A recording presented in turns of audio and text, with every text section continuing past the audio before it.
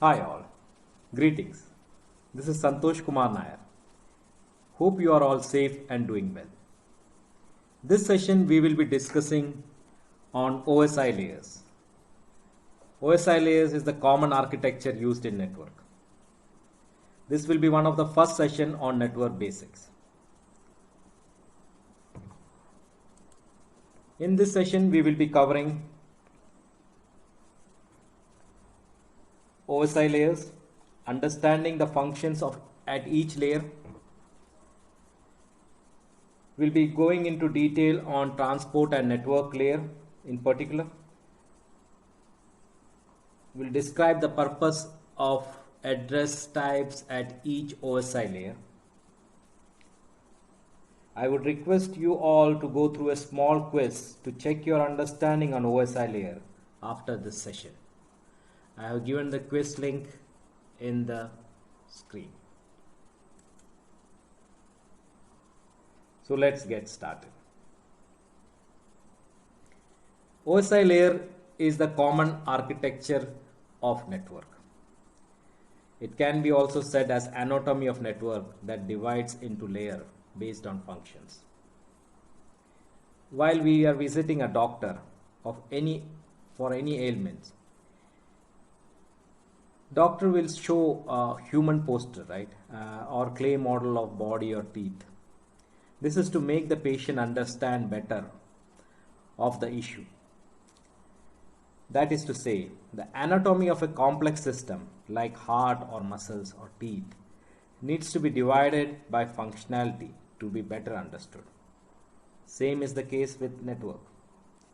For most of us, network means bunch of network devices or endpoints with cables communicating with each other, transferring data, voice or video. But there is a lot behind a network communication. Computer networking basically refers to connecting computing devices such as laptops, servers, smartphones, tablets, and ever expanding Internet of Things, the IoT devices, as cameras, doors, fridge, various sensors, for communication with one another. In early days of networking, we used dial-up to connect to internet, used public chat rooms for social networking. Now we have broadband to connect to internet. We have dongle to connect to internet. We have Facebook for social networking, WhatsApp, other different applications are there for social networking.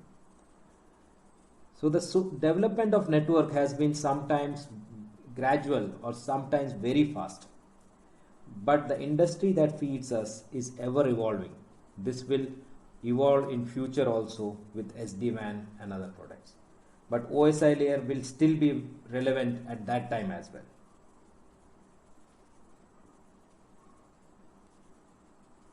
Why?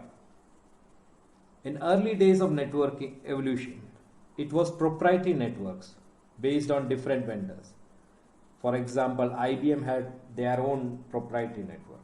Novell had their own proprietary network. Xerox had their own proprietary network. Apple had their own proprietary network.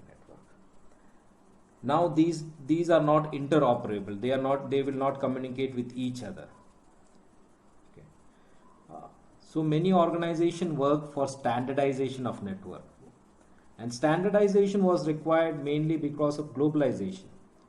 Like in terms of globalization, we had collaboration with businesses that might be using different types of networking devices or different proprietary protocols. We will have partnership with different companies, which will be where they will be using different vendors, or we will be acquiring or consolidating the business. That again requires standardization of networking. We might be outsourcing a part of business. That again requires standardization of network. So different communication models were proposed by standardization organization. And the main two that we can say is, one is TCP IP model by US Defense Department, and then we have OSI layers, which was defined by International Organization of Standardization. As we mentioned, it is for standardizing the network communication. Any vendor can now bring in their own protocol if they follow the OSI model, and they can communicate with any other vendor. It is interoperable. The protocol suite is interoperable across the vendors. They have to understand the reference. There is a reference model that they have to understand. Okay. So in OSI layer, the network communication is divided into smaller and simpler components. Okay. That is called layers. Okay. And this division of what we say, a networking between the devices, or a networking that happens between two devices or multiple devices, right, is mainly done for planning purpose. It helps in troubleshooting, in implementation. Suppose there is an issue in routing, we know that it is happening at the network layer. OSI layer divides the network communication into smaller and simpler components. This is primarily done for planning, implementation, and troubleshooting. Suppose there is a issue in IP to IP communication. It might most probably related to the IP address, wrong IP address configuration, or it might be related to the routing protocols. So that comes in the network layer. So we know that it is issue on the network layer. We don't have to go and troubleshoot in any other layer if we have studied the OSI layer. Okay. So again, if there is an issue in coding, we don't have to come to the network layer. It happens at the application layer. Okay. So we divide the network into layers, and there are 7 layers in OSI model. Okay. And changes done in one OSI layer is not impacting the other layers. Okay. When we say the changes, suppose we are doing changes in the IP address, it will not affect the HTTP coding. Okay. Or it will not affect the data as such. Okay. So data at the application layer. So the changes that we do at one layer is totally does not affect the other layers.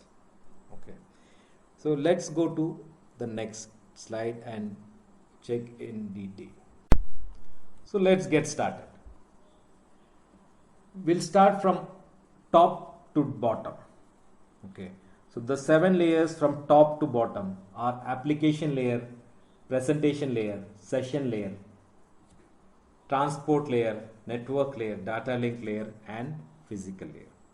When we say top to bottom, it means the data when the user is interacting is at application layer, is at the top layer. When it is going through the wire, it is at the physical layer. Okay.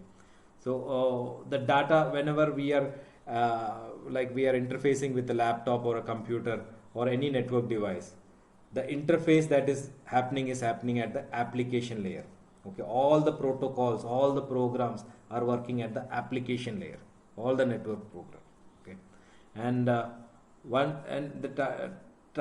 data is we say it encapsulated. I will go in detail at each layer, and it comes to the presentation layer, session layer, transportation layer, network layer, data link layer, and at the physical layer it is converted into bits and passed to the wire, where again it will go to the next device, the destination, and at destination again the packet will be from bits, it will be converted. Again it will be like a process called de-encapsulation will happen, and the data will be passed on again from bottom to top, and the user at the other laptop will be able to see it. Okay. And this is not proprietary. Okay. So at one end you can have a Intel laptop or any other devices or a printer, and at one end you can have any other vendor device, and if they follow the OSI model, they can communicate with each other. Okay, so let's get started with application layer. Application layer provides the user interface. It serves as a window for users and application processes to access network services like file, print, message, database. Application layer is closest to the users. It is sometimes called end user layer also. Okay. It is visible. All the programs that are working in application layer are visible to the users. Programs that open what is being sent, the data being sent, right, and the data created, or what we are going to send. So that is happening at the application layer. Some of the protocols that work at application layer are FTP, DNS, SMTP, and SNMP. These are only 4 protocols that are listed. There are numerous protocols that are working in application. Okay, but to understand, it is basically all the protocols that directly interface with the user, directly interact with the user, is basically at the application layer. Okay. Next is presentation layer. Presentation layer presents the data. Okay, it presents the data to the application layer. Okay, it handles encryption, compression, and basically it translates the data. When we say translates the data, presentation layer formats the data to be presented to the application layer. Presentation layer deals with the format conversion across communicating endpoints. It deals with the encryption, decryption, compression, decompression, right? So all the protocols that are related to the translation of data to the application layer will be coming in the presentation layer.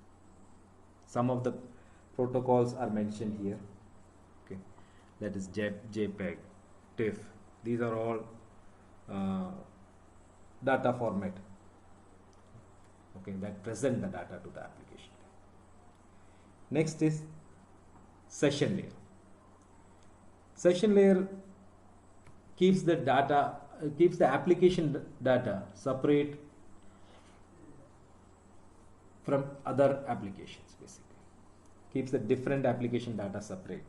Okay. It provides the dialog control.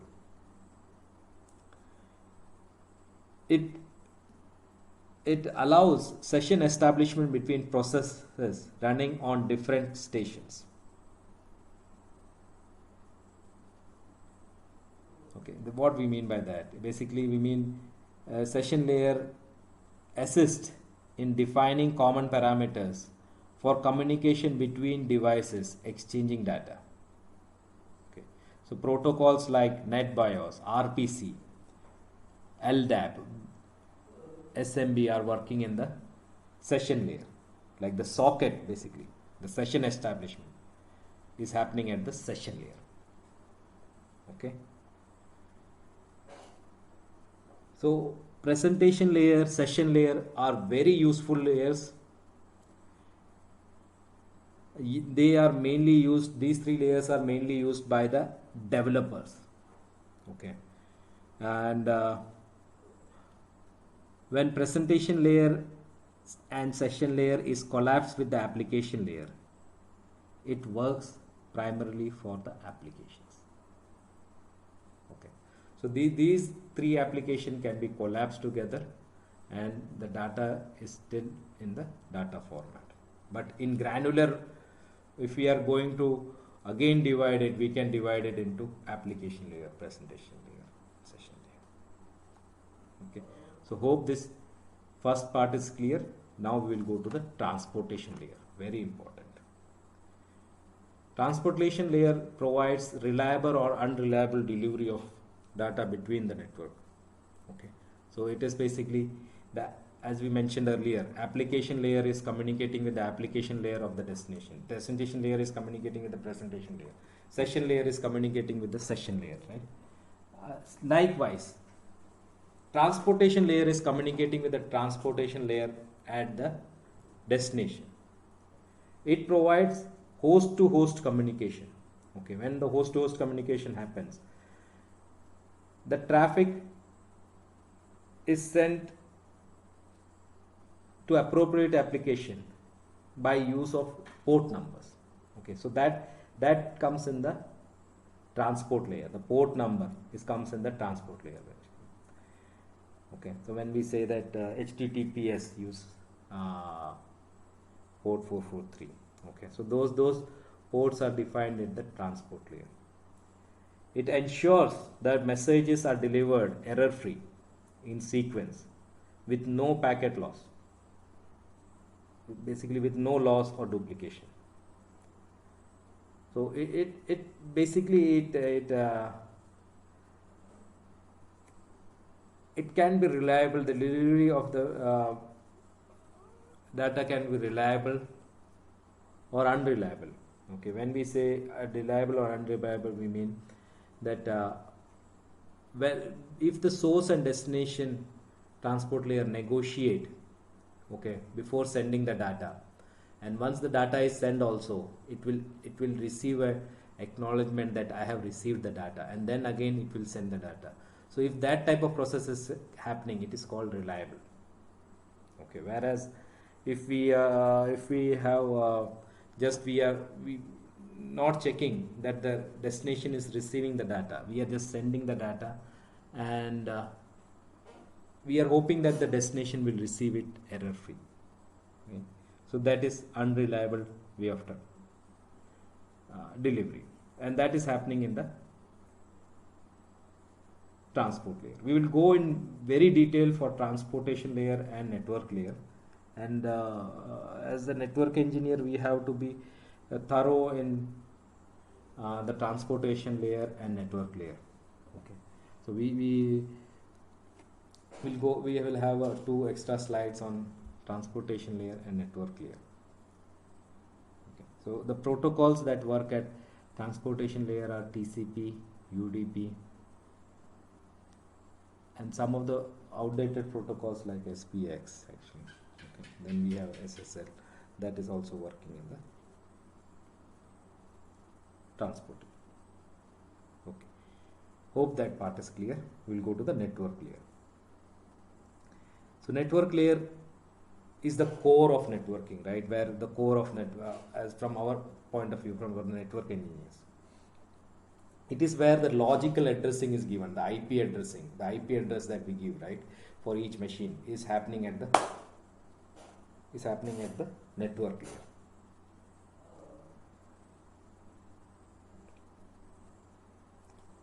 That is called the routed protocol. Okay, and to find the best path to the destination, we use routing protocols. Okay, so that finding the best path is also happening at the network layer. Okay, so devices like routers are working in the network layer. Okay, protocols like IP are working in the network layer. So we have protocols like OSPF are working in the network layer. So hope you have got this point. We will go in little bit more detail for the network layer in another slide. So we'll just go again and just summarize the transportation layer and network layer. Transportation layer is end-to-end, host-to-host communication. Okay, it can be like a reliable protocol or unreliable protocol for the host-to-host communication. Okay, when we say reliable, we mean that it will ensure that the delivery of the data is happening, okay, with some mechanism or three-way handshake. We'll check in detail in coming slide. Okay, whereas at network layer is where the logical addressing, the IP addressing happens, which the router or the device is used for finding the best path. Okay, so that is why the network layer is and transportation layer are very important. Okay, the port number is defined in transport layer, the IP address is defined in the network layer.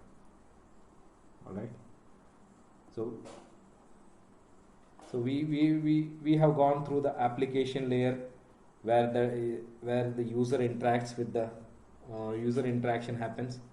Then presentation layer, which presents the data to the application layer. It involves all the protocols that is involved in encryption, compression, decompression, right? Okay, then we went to the session layer, which helps in keeping different data separate, and that it does using sessions like sockets, the protocols like RPC, NetBIOS is used like a comes in the session layer. Then at the transportation layer, it involves the host to host communication, logical communication. The port numbers are defined here, and it is the host to host communication can be reliable or unreliable delivery. So when we say reliable delivery, it means that it will ensure that the data is received at the destination.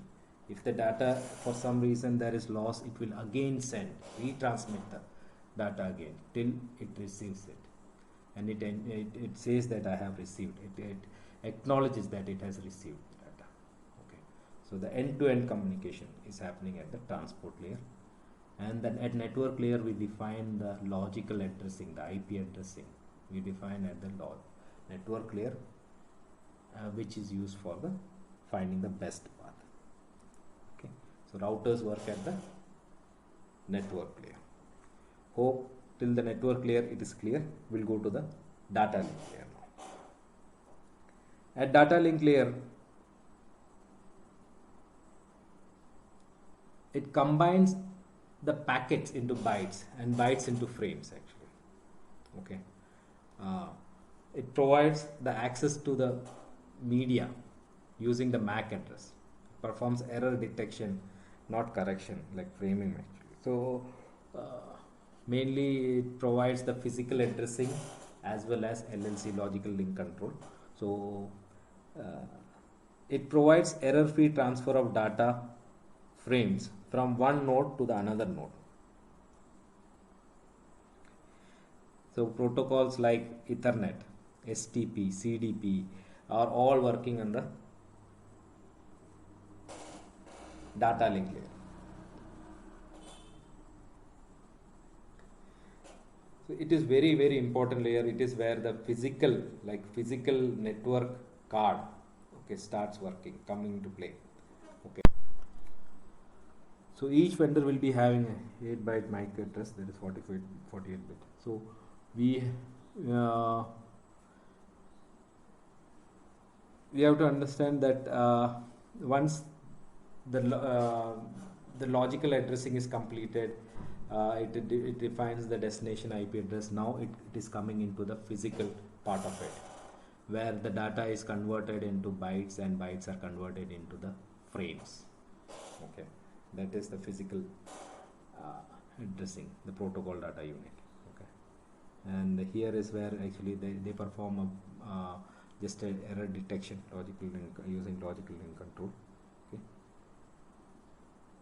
and next is physical layer, and it passes the traffic to the physical layer, where physical layer is just moving the traffic in bits actually between the devices. It is a physical media transmission. It involves physical media transmission. All the media signals, binary transmission happens in the physical layer. Physical layer involves all the protocols that specify voltage, wire speed, pin out cables. Okay, everything related to the physical transfer of the data. Okay, in 0 and 1 actually it is happening in the physical layer. It is concerned with the transmission and reception of the unstructured raw bit stream over the physical medium. It is not specifically about protocols. Some of the standard some of them are basically standards, encoding, and definitions that involve in the physical layer. Okay, so we'll just retrace again from the application layer.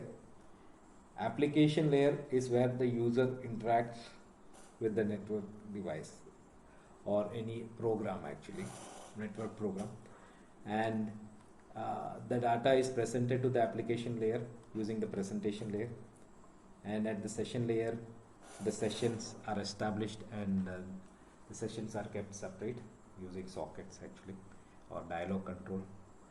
Next, at transport layer, the ports are defined for the communication, as well as it defines the reliable or unreliable protocol. The host to host communication is happening at the transport layer. Then at network layer, the logical IP addressing is defined, and the best, which is used for the finding the best path. Next, it comes to the like where the physical transmission, actually. So it the data is converted into bytes, and bytes are converted into frames, and it provides access to the media using the physical address of the NIC. Okay, it provides error detection, and then it passes the data to the physical layer. At physical layer, it just transmits the data, the raw data, in the bit format through the physical medium. It is not specifically protocols like standard encoding and definitions that are involved in the physical layer, like ADSL, SONET, WiMAX, Bluetooth, all are part of physical layer. So hope you have a little bit understanding of OSI layers from this.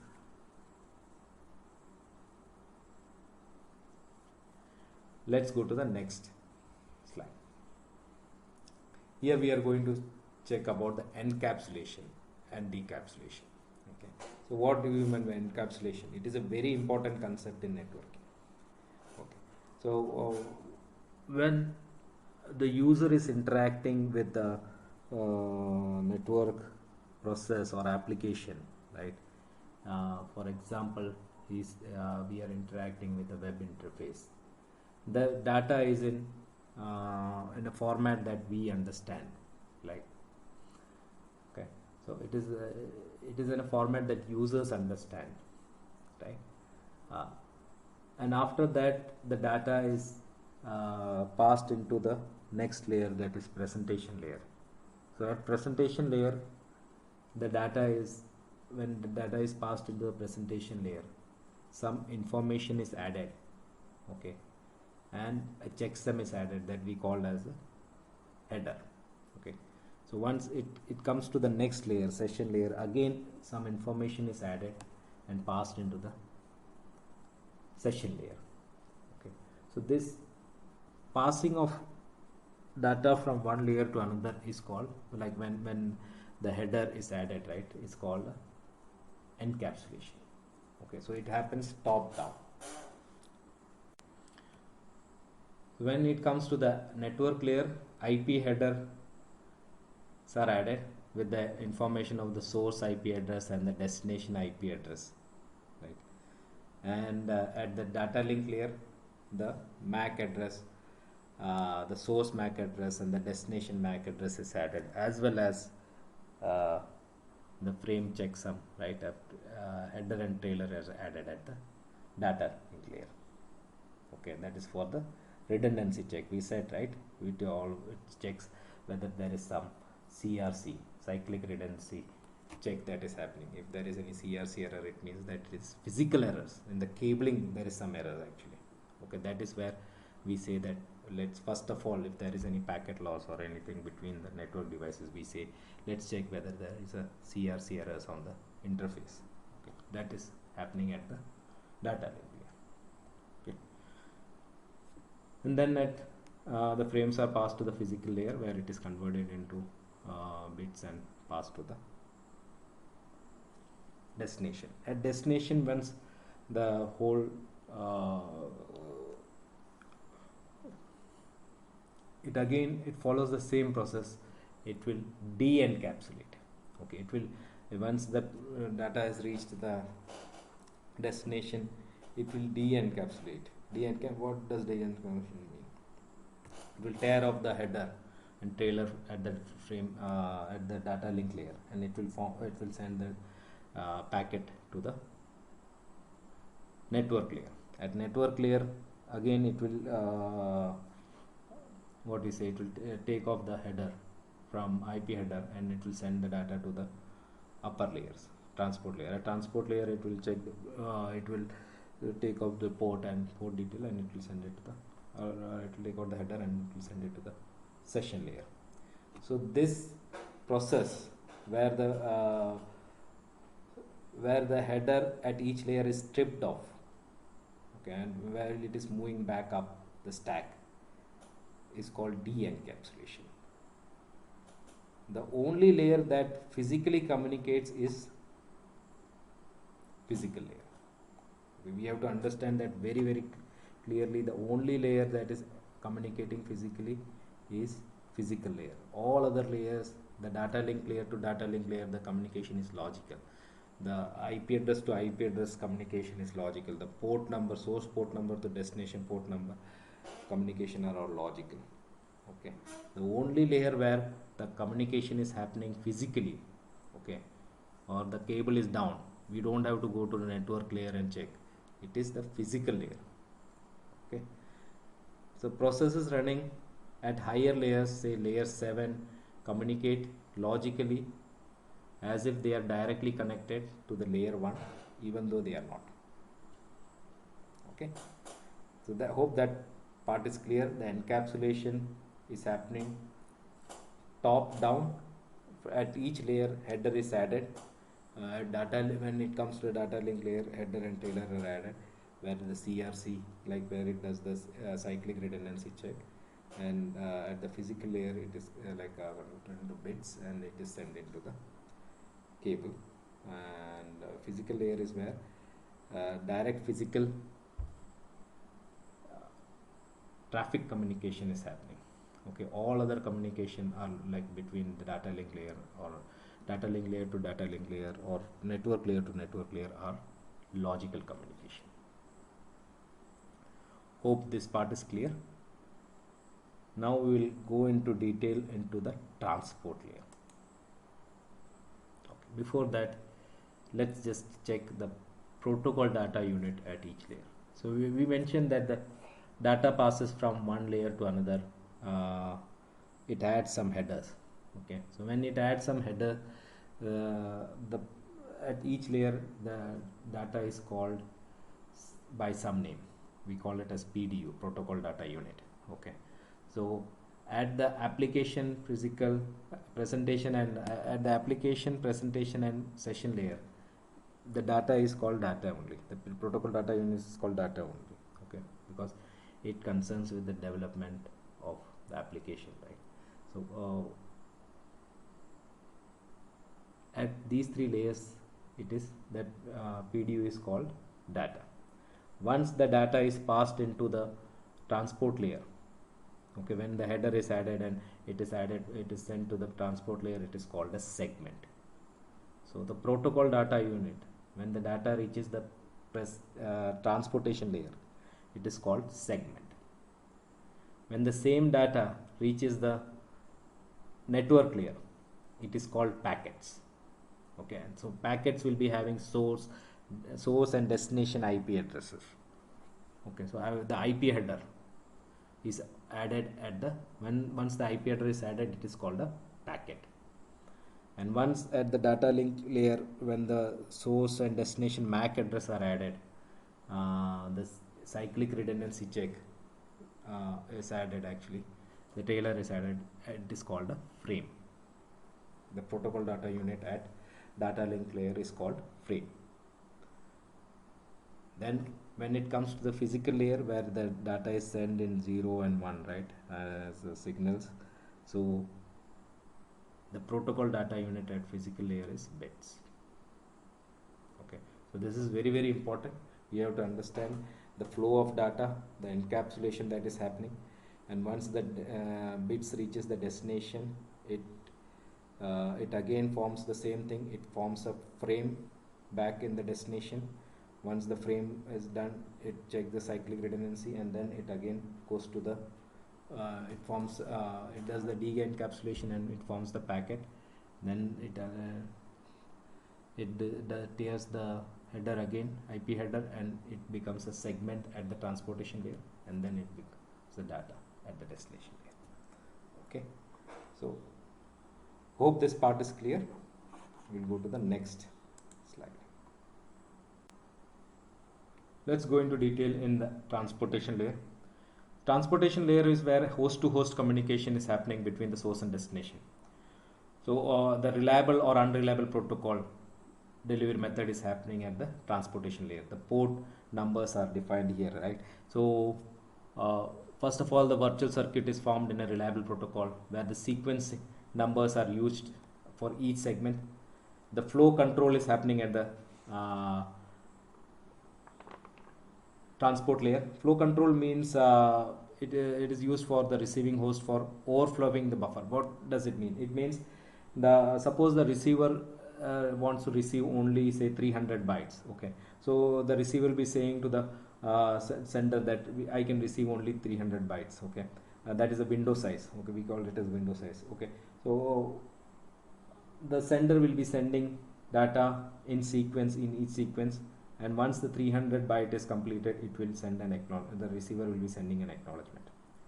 Okay, so that negotiation, that negotiation process is called flow control, where the receiver controls the amount of bytes it can accept.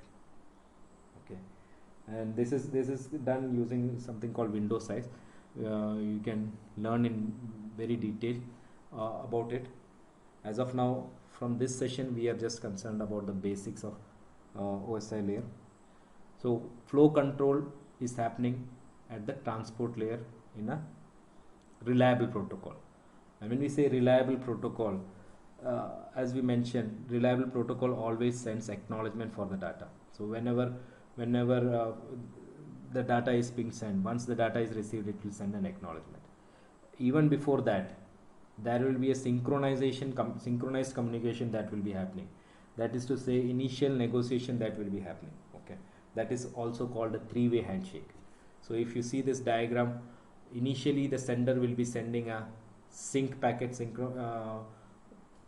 synchronization packet, and then the receiver will be sending a sync ACK, that is synchronization, as well as acknowledgement to the sender, and they will negotiate. Once they have negotiated on all the parameters, the acknowledgement will be sent by the sender before initiating the data transfer, before sending the segments. Okay, so that is what happens in the reliable protocol. And when we say reliable, we mean TCP. Okay, transmission control protocol. TCP is the reliable protocol that we use at transport layer, and UDP is the unreliable protocol that we use at transport layer. So what is the difference between TCP and UDP? As we mentioned, UDP is not reliable. When we say it is not, UDP is not reliable means it does not check if the message is delivered. Okay, it does not check if the message is delivered. So then why we are using it actually? So some of the applications like voice in particular require the communication to happen very fast. Okay, so they cannot wait for the negotiation, synchronization to happen, or acknowledgement to be sent, or if retransmission, it has to be in real time. The data, the flow has to be in, traffic flow has to be in real time for voice, like for VoIP. Or else there will be lagging that will be there in the voice, right? So we use UDP for, or unreliable protocol, for voice communication, and it always we give high priority in QoS for voice traffic.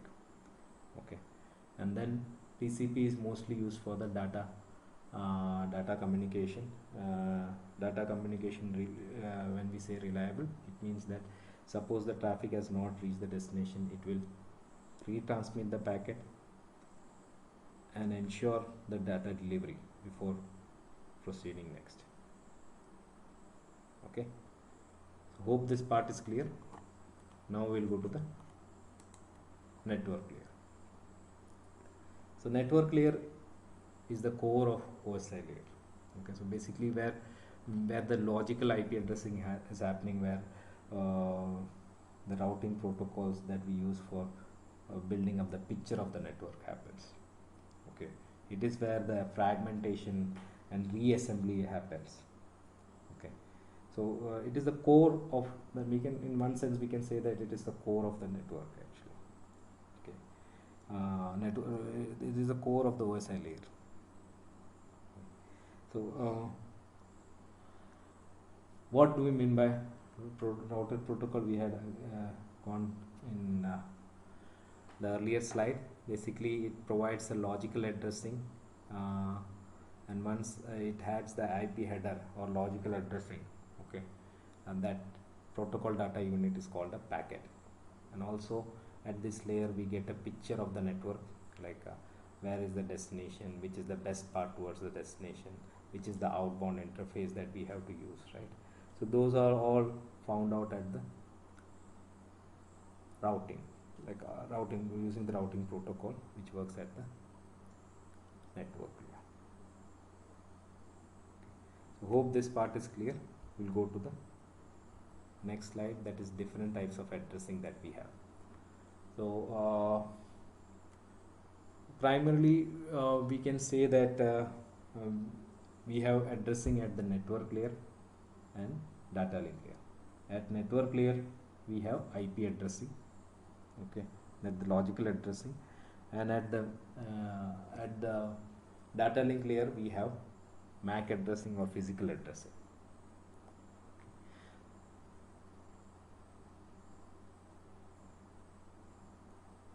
Where are we using the MAC addressing in, like in networking? Okay, suppose we want to find where is the computer connected in a network switch. We use the MAC address to find it. Okay, and MAC address is working in the data link layer. And whereas if you want to check like logical connectivity between the source and destination, troubleshoot, we use the logical IP addressing. Okay.